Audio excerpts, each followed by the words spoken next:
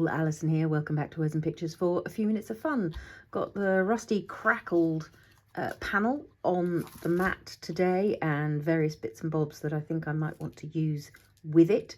If you haven't seen that episode, I will link it down below. It's part of the whole January rusty textures playlist series that we've been messing around with over the course of the beginning of this year. I've got some dried lavender stems from my garden that have faded to brown, and one of the things that I want to start by doing is give them a little zhuzh of purple. So these are Forget-Me-Not, Lavender and Blueberry paints by PaperArtsy. They'll be listed as well in the description down below. And I have done this in the past, just given a little boost to a lavender stem that's gone a bit faded. I've never really done it on one that's completely brown, but we'll see how we go. So I'm starting with the palest one, which is the Forget-Me-Not, and then I'll be adding back in some shadows. Is it a cheat? Yes, of course it's a cheat. Because lavender stems do fade over time. That's what happens. The colour doesn't stick around. But as well as re-adding the colour, this will act as a kind of a preservative. It's going to hold in whatever moisture is left.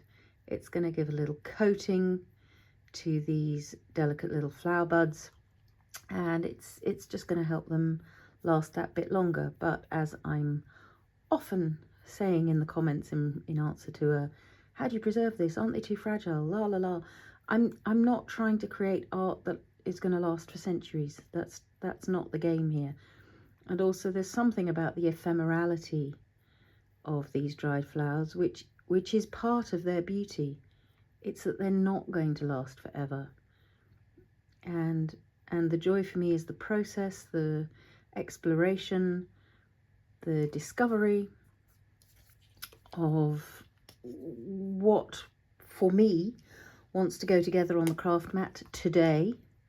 This is the lavender, so I'm not going to hit the whole flower with this. I'm going to just put in some depth in places, and then we might go so far as to get a bit of blueberry into the mix as well.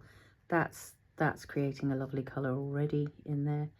And because these are opaque, I can always come back in for another layer. If I've gone too far with my darks, I can bring it back with a bit of highlighting. And if it's still too light, I can always put another coat of the dark on. So you can just play around until the look makes you happy. And I'm not terribly worried about getting too much paint onto the mat, because what I also want to do is apply a bit of purple into the background here. Now blueberry is a semi-opaque, so it doesn't have quite as strong coverage, but that's also fine because it means the other colours are going to slightly show through as it goes on. Although given I've got the other colours on the brush, that whole mixing is happening in a very organic way on these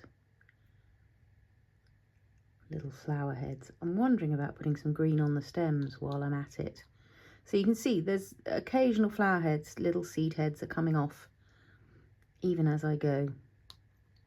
And that's fine. As long as a few are left by the end, that's all going to be good. So having got that on in opaque form onto those flower heads, I'm going to get it nice and fluid and also more translucent with a good spritz of water and let those dry. I'm going to have to trim these a bit shorter because the stems are annoying me. I'm not going to go all the way short yet, but just get those out of the way. I've got some other bits and bobs from other rusty episodes also on standby, but what I sort of want to do here is just give myself maybe a nice translucent bit of purple into the background here. It's one of my favorite combinations, is sort of the rust with a soft lavender. It just always seems to me to do something rather beautiful in terms of bringing both colours alive by having that. So I don't necessarily want that much, but it's very, very fluid. It's got lots of water, so it hasn't dried yet. And what I'm going to do is just knock that back so that in places we come back to the white crackle. In other places we keep that lovely lavender bluesy look. And there's just something about the... yeah, I'm back to my thought about melancholy again. There's a beauty to letting things just have a touch of sadness about them that, yeah, is part of my creative vocabulary. There we go, that's a good word. My creative vocabulary enjoys a bit of sadness to go along with the joy. What I might also do is get my scabby spatter brush and just add a little bit of that. It's going on to something quite wet. There's still some water on the surface, so some of those will spread out a little bit. I want a little bit of the pale one in the middle. And then what I'm also going to do is give that a little blast with the heat gun and come back in with some white spatter just for highlights. I'm really quite enjoying that as a look. Let's see, let's have a look at these against it. Yeah, I sort of want those to go even, you know, those lovely dark blue lavender stems you get sometimes. Let's see. I wonder, just looking at my paint colours, I wonder if a bit of Twilight might be what I'm after. Not sure when I used the Twilight, so I don't know that I'm going to get anything out of there. Needs a good shake up, but I'll just pull some out through there. Ooh, see, yeah, that could be good. And then the other thing I want to do is just, yeah, that's good. It's just giving them a bit of extra depth. Yeah, I like that. And then, yes, some white spatter. I think I might be done with those purples. Although if I am going to use, and I haven't, believe me, I haven't decided yet, if I am going to use a paper doll on here,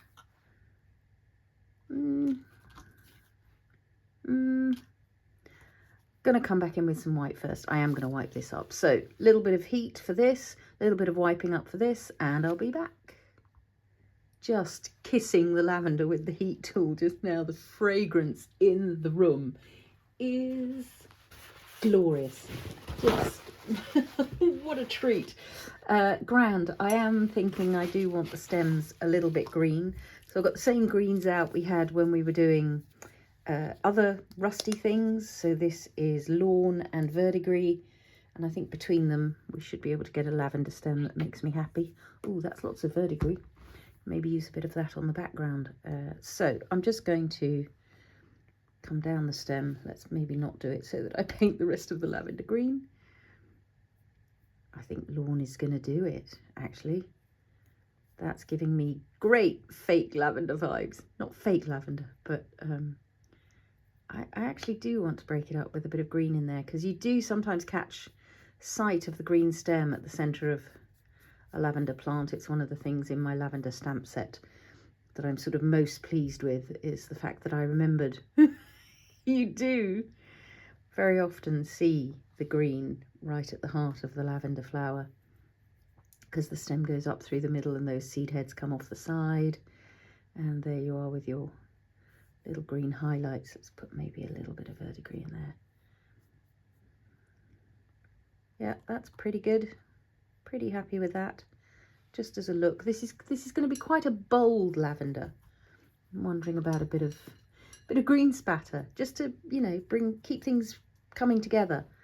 So if I come in with a bit of green through here, that's not only a nice verdigris, that's going to tie things together when I put things, assemble things. Grand. So it's going to be just another little touch of heat, and then I'm sort of wondering about some of these Seth Apter die cuts. We'll see. again, the smell is just magnificent. Sort of, I've got twigs hanging around as well in case I want those, but I'm wondering whether what I want is a bit of background stamping. So I've got my winter grasses here, and I'm thinking they might be quite good in green, just to give us a bit of detail in the background. Oh, now I must clean the back of this stamp. It's never going to adhere ever again to my stamping platform. Now I've got green all over the stamping platform. That's pressed down firmly. Good. I hope that will allow me to stamp. I've got the leaf green Archival here, which is going to be quite an acid look, maybe. But I'm sort of enjoying the weathered garden that's building up here. Oh, that's subtle detail. Well, I'll live. It is there. If I hold it up in a second, you'll see that I have got that little bit of twirly plant matter going on in there, which I quite like. If I were quick, I could probably get in with some embossing powder, but I don't want to risk embossing powder sticking to everything else. So I think I might just stay with that sense of subtly in the background, that bit of twirling vine. Let's pop a bit up there. Let's pop a bit through the center. Oh, that's come out nicely down there. So it's drawing one's eye to the fact that it exists. Maybe I'll try and get some over this rust here. Yes, yes, yes, yes. So as that goes on, I'm starting to wonder whether maybe I don't want a paper doll, because I think there's starting to be enough going on, although she brings the eye forward quite nicely. Let's have a look at you. No, too girly. Not in that kind of mood. What about you, young man? Come here. Hey, he's maybe more what I'm after. Sitting in the garden, just enjoying the smell of the lavender. Let's have a look at some of these. Let's see if we want to give him maybe one of these to sit on. That's quite cool. Maybe a bit of geometric structure to contrast with what's going on. Maybe it's the other way. Maybe it's that one going upright.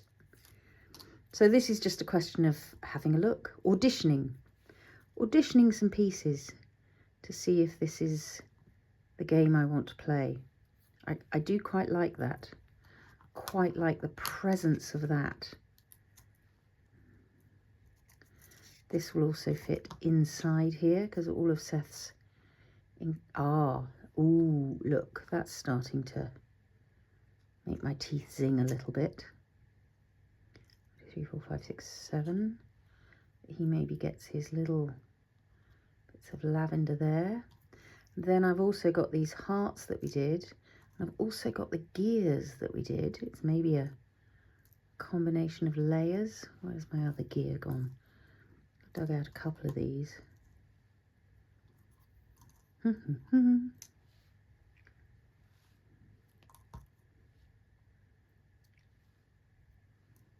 And what I'm enjoying here is sort of the contrast between the grungy and the organic beauty of those lavender stems. Maybe they want to up through there. Quite enjoying that.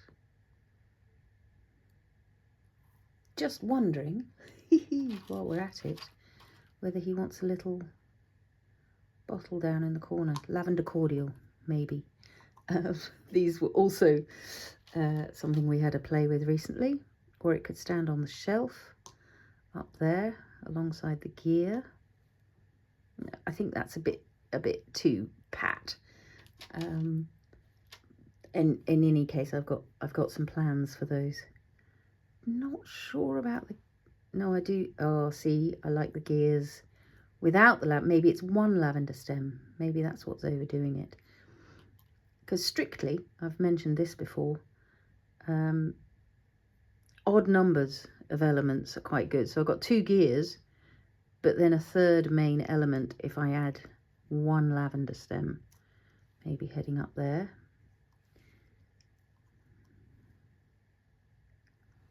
And then I'm just wondering about a little, something like a quote chip or a little small talk sticker that might tell us something. Have an open heart. Start doing things you love. Live your dream with passion. I like that. Make a difference. Let's have a look at this one.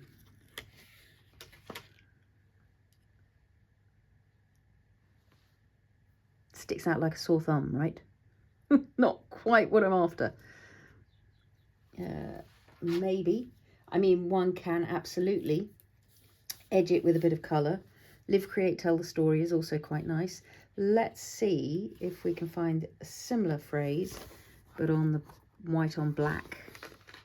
There's live your dream with passion. And live, create, tell the story. Let's pop that one down and see if that's a better.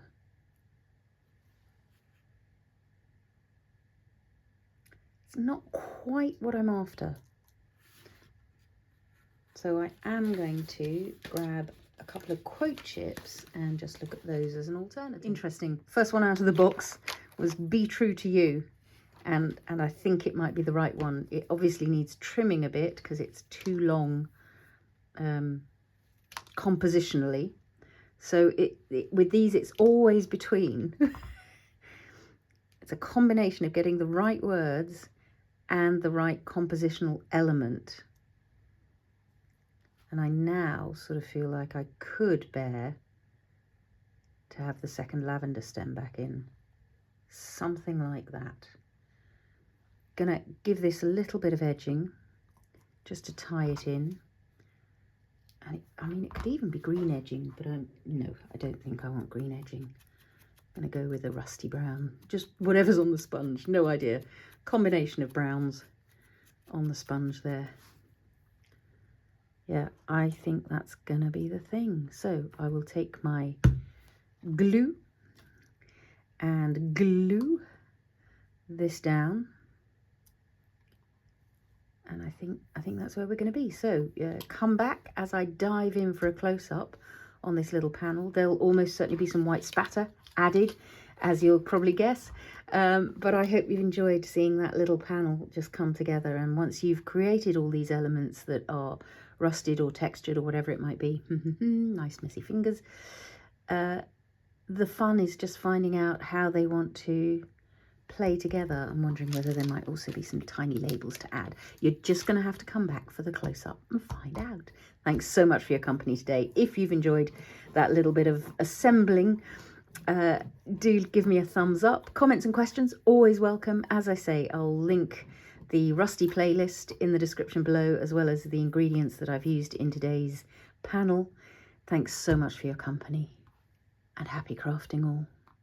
Yep, here I am again. I'm just pointing out to you that I'm going to mount him on padded tape so that he's got this lovely presence in the center of the tag here. I've got some little squares, I've got some slightly bigger squares, but if I can't quite fit them on in between everything else, then what I generally do is just trim in half, and then I've got one that's slender enough to go on his legs.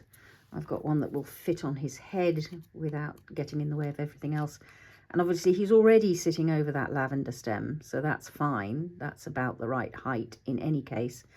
And that's just bringing him forwards. And of course what that does is slightly alters what's going on with these words, because now they're going to have to stick up even further. Let's have a look.